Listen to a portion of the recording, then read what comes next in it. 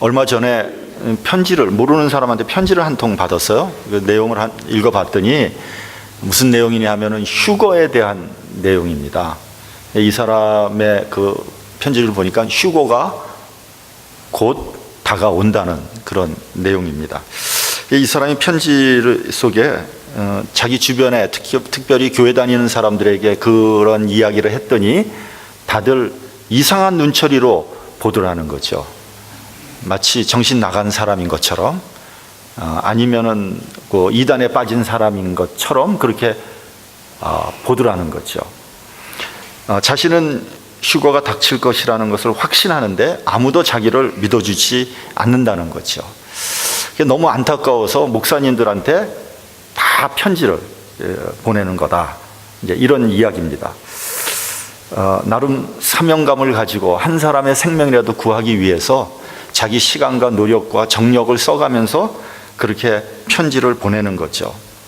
그런데 불행하게도 이분의 편지는 100% 틀린 겁니다.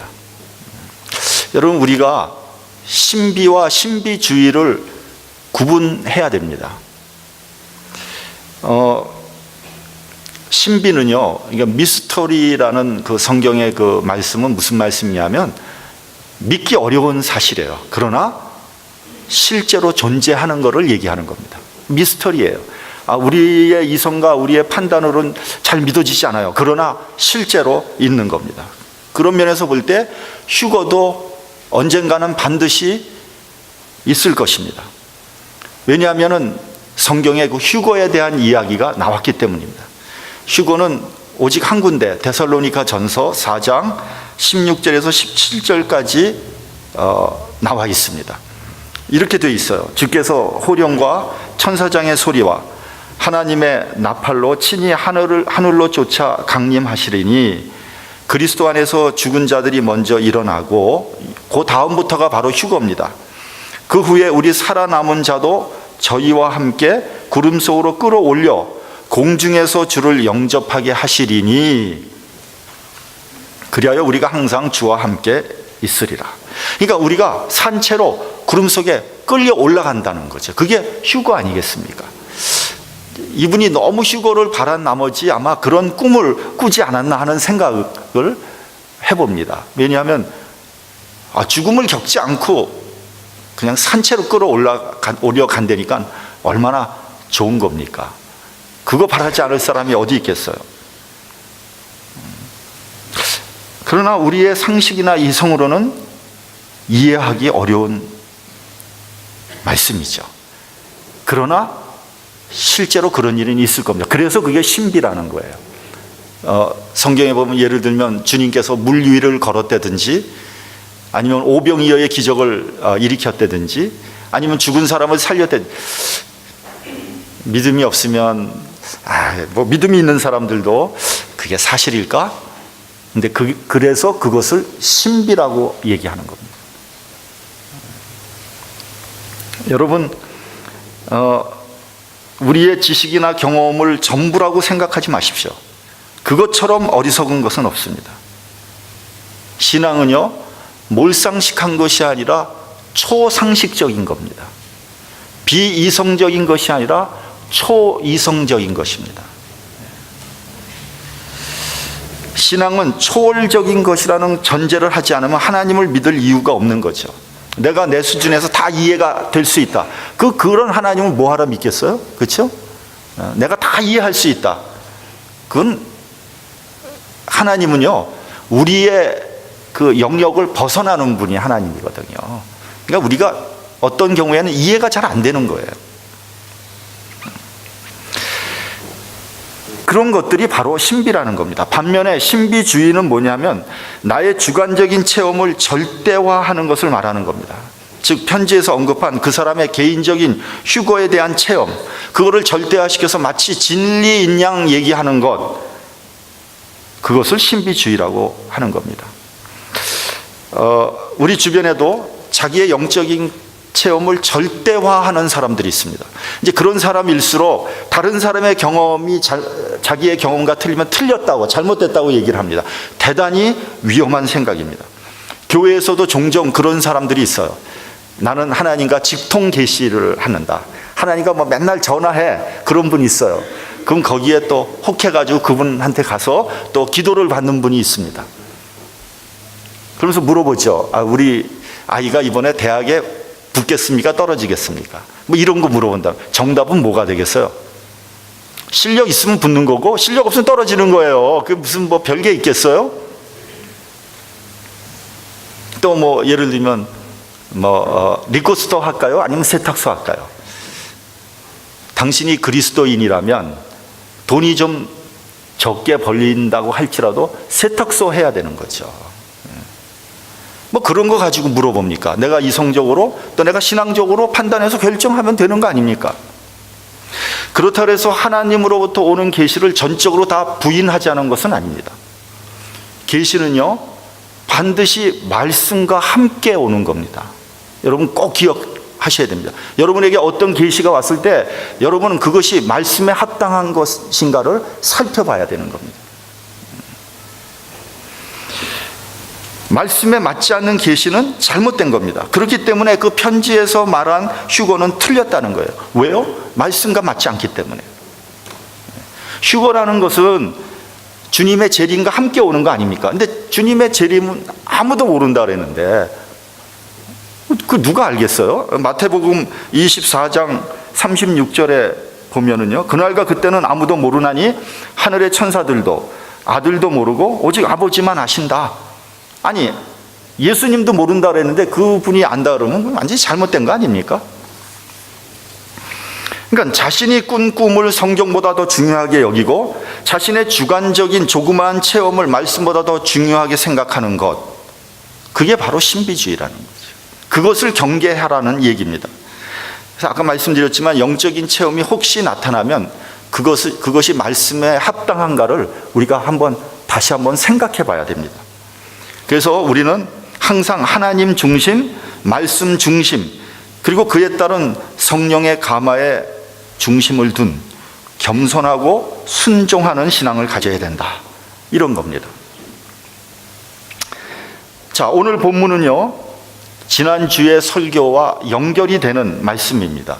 저는 렉셔너리를 갖고 설교를 하기 때문에 이렇게 지난주의 설교와 오늘 설교는 연결이 되는 겁니다. 그래서 지난주에 말씀드린 것에 대해서 조금 좀 요약을 해서 말씀을 드릴 필요가 있을 것 같아요. 베드로가 고넬료 집으로 가서 서로 만나게 됩니다. 고넬료는 로마 군대의 백부장이었죠. 이방인이고 어찌 보면 이스라엘 사람들로 보면 원수라고 얘기할 수 있죠. 이 두 사람이 만나는 겁니다. 근데 여러분, 우리가 두 사람이 만날 수 있는 거 아니냐 이렇게 생각할 수 있을지 모르지만 이 만남은 대단히 어려운 이례적인 만남입니다. 두 사람이 쉽게 만날 수 있는 사람이 아니에요. 그래서 하나님께서 베드로에게 3번씩이나 환상을 보여주고 난 후에야 베드로는 고넬료의 집으로 가게 되죠. 베드로가 고넬료의 집에 가니까 고넬료가 그 앞에 엎드려 절을 했습니다. 그때 베드로가 고넬료를 일으켜 세우면서 뭐라 그랬습니까? 나도 사람이라. 그리고 말렸습니다. 그리고 이렇게 말합니다. 내가 유대인으로 이방인과 교제하는 것이나 가까이 하는 것이 위법이다. 그렇지만 하나님께서 나에게 환상을 보여주셔서 내가 이와 같이 왔다. 그래, 무슨 일로 나를 불렀는가? 그렇게 물어봅니다. 고넬료가 이렇게 대답합니다. 주께서 당신에게 명하신 모든 것을 듣고자 합니다. 얼마나 열정적이에요. 그렇죠? 얼마나 갈급합니까? 주께서 베드로에게 말한 그 모든 것을 내가 듣고 싶습니다. 이 정도 열정은 있어야 되지 않겠습니까? 그래서 베드로는 하나님 말씀을 전하게 됩니다. 복음이 이방인에게 증거되는 역사적인 순간입니다. 예수께서 하신 사역, 그리고 십자가의 고난과 죽음, 그리고 부활에 대해서 증거했습니다. 그리고 예수의 이름에 힘입어서 죄사함을 받는 도리에 대해서도 말씀을 전했습니다. 베드로가 예수님을 증거할 때 말씀을 듣는 모든 사람 위에 성령이 내려왔습니다. 그들이 성령을 받고 방언으로 말하기 시작했습니다. 그래서 베드로는 그들에게 예수 그리스도의 이름으로 세례를 베풀고 그 집에서 며칠 유하게 된 거죠. 자, 이 사건이 문제가 된 것입니다. 유대에 있는 사도들 그리고 여러 형제들이 베드로가 한 일, 즉 이방인에게 말씀을 전하고 그들 집에 머물렀다는 것이 알려졌습니다. 베드로가 예루살렘 교회에 도착하자마자 이들은 베드로를 불러놓고 진상을 조사하기 시작했습니다. 그 당시 예루살렘 교회의 담임 목회자는 누구였어요? 다 아시면서 얘기 안 하는 거죠? 예수님의 동생 야고보였습니다. 그리고 그 당시 예루살렘 교회는 얼마나 부흥을 했냐면 하루에 얼마나 회개했어요? 몇 명이? 3,000명이 회개할 정도로 엄청난 부흥의 불길이 일어난 겁니다. 그리고 당시에는 예루살렘 교회가 아직 유대교에서 분리되지 않은 유대교의 한 분파를 이루고 있었습니다. 그러니까 한번 생각해 보세요. 수많은 사람들이 예수를 믿는 어떤 한 분파로 막 몰려가는 거예요. 그럼 다른 유대교는 어떻겠습니까? 성질 나겠죠? 질투심이 일어나겠죠? 그렇지 않아도 좀 약간 사시로 보고 있는데 요놈들이 좀 아주 안 좋은 애들 아니야? 그렇게 보고 있었을 때였습니다. 못마땅하게 여기고 있을 때, 그렇지 않아도 미운 털이 박혀 있는데 만약에 예수님의 수제자라는 베드로가 한 행동이 밝혀진다면 이거는 보통 일이 아니죠. 이건 유대교에서 이단으로 정죄될 수 있는 아주 중대한 사건이 되는 겁니다. 그것을 예루살렘 교회도 알고 있었어요. 그래서 본문 11장 3절을 보면 이렇게 얘기합니다. 베드로에게 내가 무할례자의 집에 들어가서 함께 먹었다 하니 그것이 어떻게 된 일이냐, 막 신문을 하는 거예요. 예수님의 수제자를 데려다 놓고 신문을 하는 거예요. 왜냐하면 그것은 율법과 전통에 어긋나는 짓을 했기 때문입니다. 아주 심각한 문제입니다. 잘못하면 베드로 때문에 예루살렘 교회도 이단으로 정죄될 수 있고요, 잘못하면 베드로도 예루살렘 교회에서 파문당할 수 있는 그런 아주 중차대한 그런 문제가 일어난 겁니다. 여기에 대해서 베드로는 그동안 있었던 일을 설명하면서 변증을 하는 내용입니다. 오늘 본문의 내용이 큰 보자기가 하늘로부터 내려온 환상부터 설명을 했습니다. 그리고 환상을 보고 난 후에 고넬료의 집으로 갔다, 이렇게 얘기했습니다. 우리 본문 12절을 같이 봉독하겠습니다. 본문 12절. 자, 시작. 성령이 내게 명하사 아무 의심 말고 함께 가라 하심에 이 6 형제도 나와 함께 가서 그 사람의 집에 들어가니. 자, 베드로는 자기 행위의 정당성을 주장하는데 첫 번째 뭐라고 얘기하냐면 성령께서 역사하셨다는 겁니다. 대답은 간단합니다. 이것이 뭐 베드로의 개인적인 의견이나 그의 생각으로 이렇게 한 것이 아니라 성령께서 보내신 것이라는 거죠. 이것이 바로 사도행전의 주제입니다. 여러분, 사도행전 전체의 주제가 되는 말씀이 뭐죠? 너무나 유명한 말씀, 사도행전 1장 8절.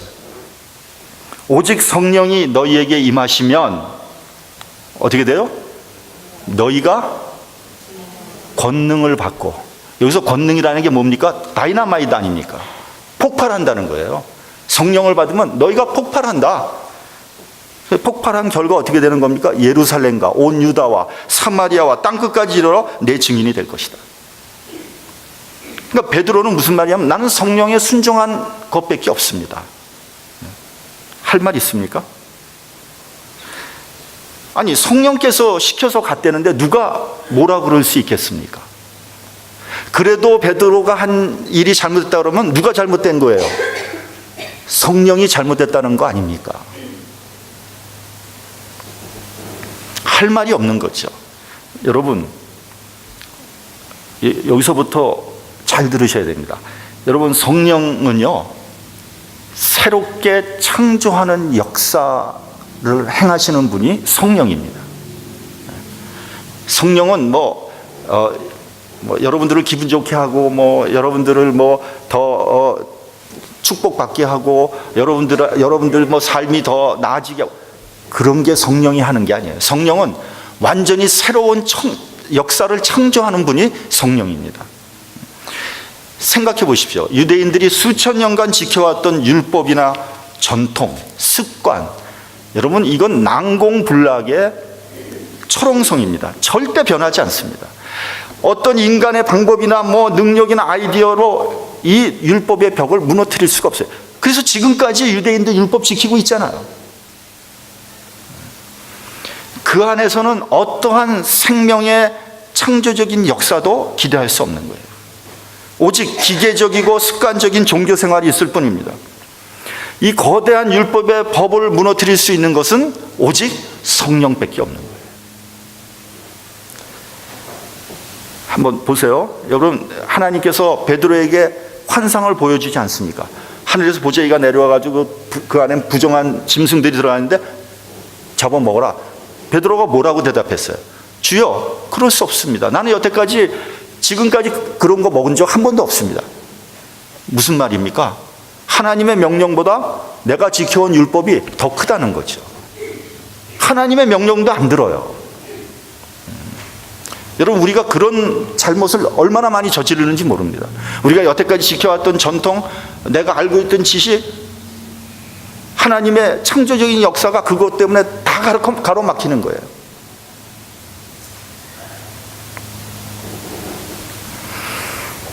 여러분, 이방인에게 하나님 말씀을 전한다는 것은 성령의 역사가 아니고는 불가능한 일입니다. 성령의 역사가 수천 년 된 율법의 그 높은 벽을 무너뜨린 겁니다. 여러분, 복음이 증거되는 것이나 구원의 역사가 일어나는 것도 성령의 역사가 있을 때 가능한 겁니다. 로마서 8장 2절을 보면 그리스도 예수 안에 있는 생명의 성령의 법이 죄와 사망의 법에서 너를 해방하였다. 여러분, 우리가 죄와 사망의 법 안에 있는데 이것을 해방할 수 있는 방법? 그게 뭡니까? 성령의 역사밖에 없는 거예요. 여러분이요, 복음을 받아들이고 그리스도가 된 과정을 한번 생각해 보십시오. 아마 누구나 이러한 성령의 역사가 있었다는 것을 부인할 수 없을 겁니다. 다만 그 성령의 역사가 강력했느냐 아니면 강력하지 않았느냐, 그 차이만 있을 뿐입니다.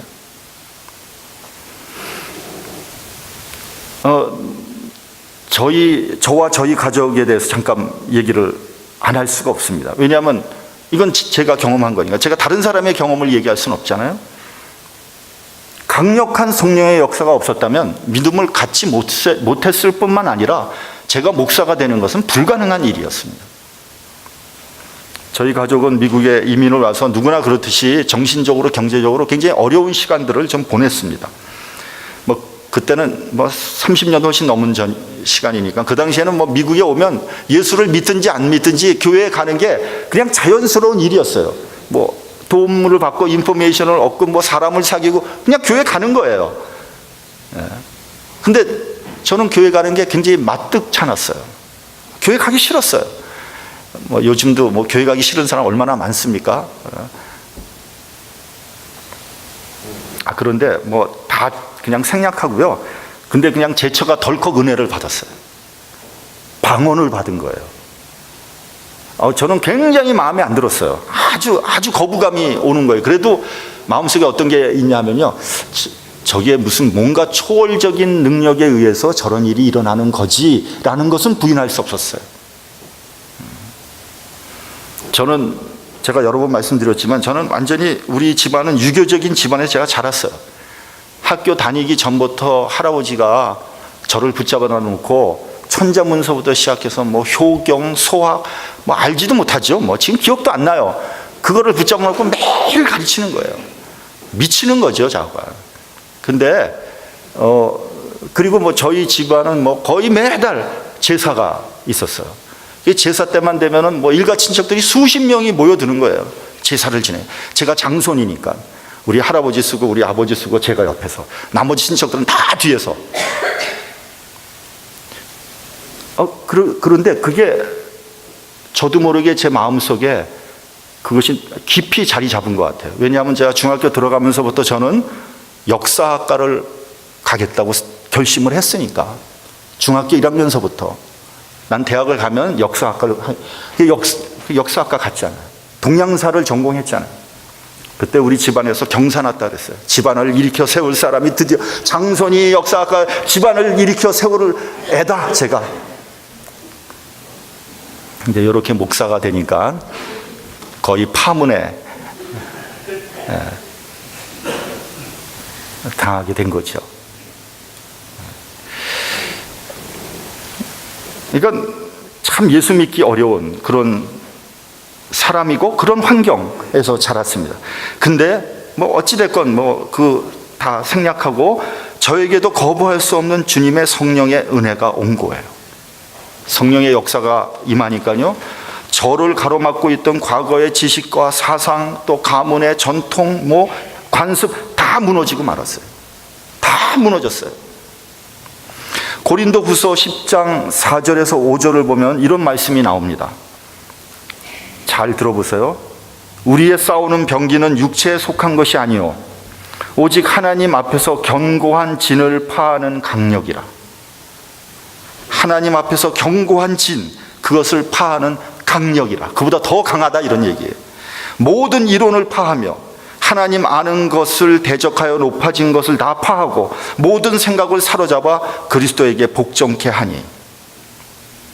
성령의 역사 앞에서요, 나의 알량한 지식이나 사상, 나의 전통과 습관 힘없이 무너져 내렸습니다. 마치 흙담이 무너지듯이 그냥 무너져 내리는 거예요. 복음은요, 모든 이론을 파하고 내 안에 하나님보다 높아진 그런 것들을 깨부시는 능력이 있는 겁니다. 그래서 여러분 아직도 복음에 대해서 거부감을 가지고 있는 분이 있다면 성령의 역사가 없는 거예요. 여러분이 정말 복음을 받아들이고 예수를 믿고 싶으면 성령의 역사를 강구해야 됩니다. 그러면 그 마음속에 있는 그 여러 가지 쓴 뿌리들, 거부감 이런 것들이 다 무너지는 겁니다. 그러면 세상 없는 사람도 주님 앞에 다 엎드리게 돼 있어요. 둘째로 본문을 보면요, 6 형제가 나와 함께 그 사람의 집에 들어갔다고 했습니다. 베드로를 포함해서 7명이 고넬료의 집으로 간 겁니다. 그 7명이 다 같이 성령의 놀라운 역사를 직접 눈으로 보고 경험을 한 거예요. 개인적인 체험이 아닙니다. 어떤 한 사람이 산에 가가지고 산에서 소나무 붙잡고 막 기도하다가 무슨 환상을 봤다는 게 아니에요. 이거는 객관적이고 공동체적인 체험이라고 강조하는 겁니다. 그렇기 때문에 누구도 부인할 수 없는 성령의 역사라는 겁니다. 여러분 솔직히 말하면요, 그 어떤 하나님의 역사가 합리적이냐 비합리적이냐 그런 거 그렇게 중요한 거 아닙니다. 그것이 이로우냐 해로우냐 그것도 그렇게 중요한 거 아니에요. 그것이 윤리적이냐 도덕적이냐 비윤리적이냐 비도덕적이냐 그것도 그렇게 중요하지 않습니다. 그보다 더 중요한 거는 뭐냐면요, 그 하나님의 역사 가운데 하나님의 뜻이 있는가가 중요한 거예요. 그 안에 어떤 일이 일어나면 그 안에 하나님의 뜻이 있는가, 그것이 정말 중요한 겁니다. 성령께서 역사한다는 것은요, 그런 모든 인간적인 기준을 뛰어넘는 겁니다. 그러니까 당시의 기준을 볼 때 이방인의 집에 들어가서 거룩한 하나님의 말씀을 선포한다는 것은 유대인의 율법과 윤리 도덕으로 따질 때는 이건 불가능한 일입니다. 이 있어서는 안 되는 일입니다. 그러나 성령의 역사가 나타나서 그러한 모든 기준을 다 초월해 버린 겁니다. 우리 본문 15절을 같이 봉독하겠습니다. 15절. 자, 시작. 내가 말을 시작할 때 성령이 저희에게 임하시기를 처음 우리에게 하신 것과 같이 하는지라. 베드로가 말씀을 전하기 시작할 때 성령이 임했습니다. 아까도 말씀드렸지만 성령은 반드시 말씀과 함께 역사하는 거예요. 그래서 일찍이 마틴 루터는 이렇게 말했습니다. 성령은 말씀을 술에 삼고 오신다. 말씀이 선포될 때 성령의 역사가 있는 겁니다. 따라서 말씀이 없는 어떤 영적인 역사, 그게 바로 신비주의입니다. 그러므로 말씀을 잘 들어야 됩니다. 평범한 말씀 같은데 뭐 그 말씀 다 지나간 말씀 같은데 다 기억도 잘 안 나는데 어느 순간 그 말씀이 내 심령을 뒤흔들어 놓는 거예요. 그래서 말씀이 생명으로 나의 심령에 임하면요, 감당할 수 없는 감동이 오는 거예요. 기쁨이 오는 거예요. 이 세상에서 맛볼 수 없는 어떤 감격이 있는 거예요. 그것은 뭘 해도, 이제 성경에 그게 있잖아요. 그리스도의 사랑에서 끊을 것이 없다. 그렇게 성령의 감동을 받으면요, 이 세상적인 것이 그 사람을 끊을 수 없어요. 뭐 비유를 한번 해보자면, 이런 비유가 적당할지 잘 모르겠습니다. 근데 뭐 세상적으로는 그런 기쁨, 그런 감동, 뭐 그런 느낌을 얻을 수 없으니까 굳이 비유를 해본다면, 젊었을 때 남녀가 눈이 탁 마주치는 순간, 뭐 이런 거, 그런 거는 끊어지지 않잖아요. 막 말리면 말릴수록 더 달라붙잖아요. 착. 그 기쁨, 세상에선 최고의 기쁨 아닙니까? 근데 그거보다 더 영적이고 더 거룩하죠. 기왕 얘기가 나왔으니까, 여러분 가끔 보면요, 이게 자녀들이 이제 뭐 여자나 남자나 이제 여자친구를 사귀면 이제 부모를 보이잖아요. 그럼 마음에 안 들어. 그러면 그거 막 결사 반대하는 분들이 있어요. 그러지 마세요. 그래서 진짜 결사 반대해서 결혼 못했다. 그럼 그 본인은요, 평생 가슴앓이 하면서 사는 거예요. 내가 그 사람하고 결혼했더라면, 그때 내가 결혼했어야 되는데. 평생 고개 끄덕이는 사람들이 있어 지금. 그랬다는 거지. 아닌가요? 그러고요, 그렇게 반대하는데 결혼을 했다. 그러면 굉장히 사이가 어려워지는 겁니다. 그래서 내가 하는, 본인이 행복하면 되잖아요. 본인이. 항상 기준이 내가 행복한 게 아니라 내가 좋은 게 아니라 본인이 좋으면 되는 거예요. 본인이 잘 사는데 무슨 할 말 없잖아요. 저희 여담입니다만, 저희 당숙이 한 분이 계세요. 당숙. 근데 이분은 이제 서울대학교를 졸업하고 그 당시에 이제 서울에 있는 처녀와 연애를 했어. 그래서 죽고 못 사는 사이가 됐어요. 근데 그거를 시골에서 알았어.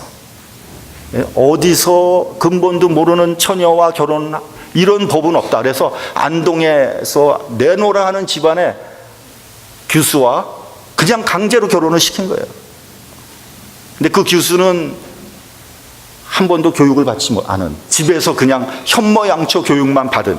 그러니 이게 맞아요? 맞질 않는 거죠. 하나는 서울대학교 나온 사람, 하나는 학교 제대로 가보지도 못한. 그러니까 이 당숙이 그냥 매일 저녁 술 마시는 거예요. 술 마시고 집에 오면은 술주정하고, 그렇지 않으면 그냥 그 답답한 가슴이 풀리질 않으니까. 근데 이렇게 또 살다 보니까 나중에 잘 살더라고요. 그 당숙모가 워낙 착하니까 결국은 그냥 나중에는 아주 조강지처럼 알고 그렇게 사시더라고요. 모르죠. 그 마음속은 어떤지 잘 모르겠어요. 근데 모르겠는데, 보기는 참 그분이 이제 한참 때, 제가 어렸을 적에 보면은 참 안 됐죠. 그냥 막 술 마시면은 그냥 아니 부인한테만 하는 게 아니라 온 집안 사람들한테 다 술지적으로 그래.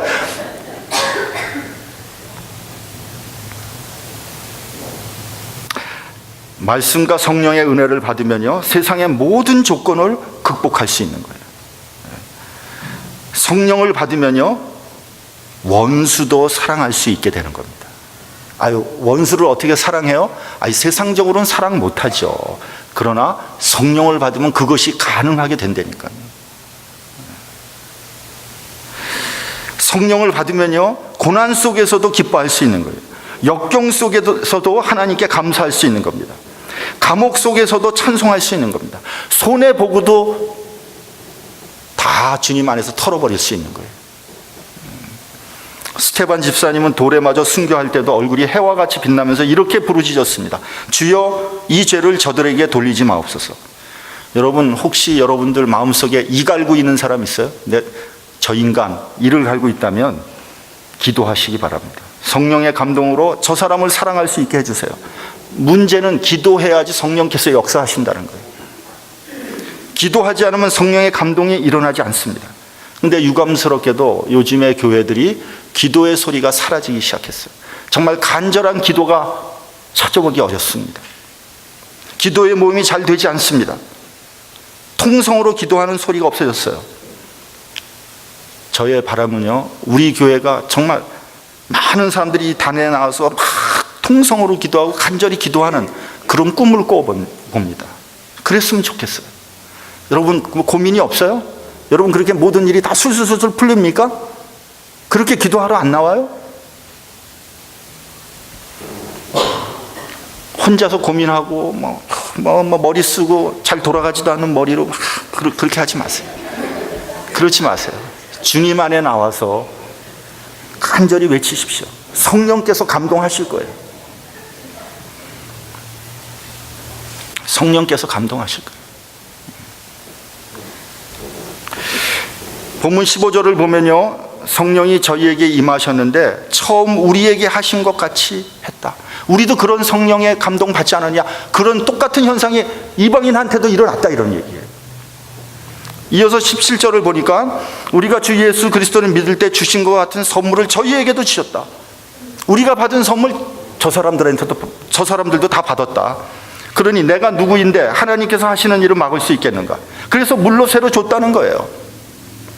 그 말을 읽고 18절에 보면 저희가 이 말을 듣고 잠잠하여 하나님께 영광을 돌려 가로되 그러면 하나님께서 이방인에게도 생명을 얻는 회개를 주셨다. 이 말씀 잘 새겨들어야 됩니다. 생각이 다를 수 있어요. 의견이 다를 수 있습니다. 방법이 다르고 경험이 다를 수 있어요. 그러나 그 일이 하나님의 뜻인가를 잘 생각해 봐야 돼요. 내가 동의하지 않더라도 그것이 하나님의 뜻이라면 흔쾌히 포용하고 같이 협력하고 주의 일을 해야 돼요. 어떤 분은 끝까지 반대, 끝까지 자기하고 맞지 않는다고. 하나님의 역사가 일어나도 반대. 안 됩니다. 여러분, 나를 포기하고 이것이 성령의 일이라면 다 같이 손에 손을 잡고 정말 주의 일을 감당하는, 그래서 우리 교회가 성령이 역사하는 교회가 되기를 주님의 이름으로 축원합니다. 기도하겠습니다.